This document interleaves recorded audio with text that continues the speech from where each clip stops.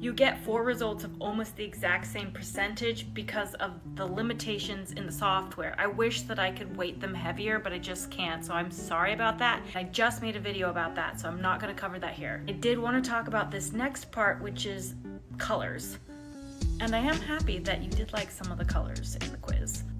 Here's the page from the decodna primer, which you can get for free by visiting www.deco-dna.com/primer. Why you need to get rid of color to understand your true style. Here we have the exact same room, except for one is orange and one is blue.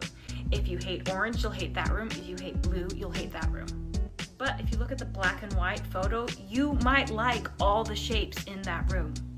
So it's really important for you to understand the shapes of the items in the room and not just the colors. Because if you're only looking at color, you're going to be overwhelmed because there's so many colors to pick from. But if you can just see the shapes behind the colors, after you get the right shape, you can make sure it's the right color. The color can be changed sometimes. Sometimes you can paint or reupholster, whereas the shape of an object is much harder to change.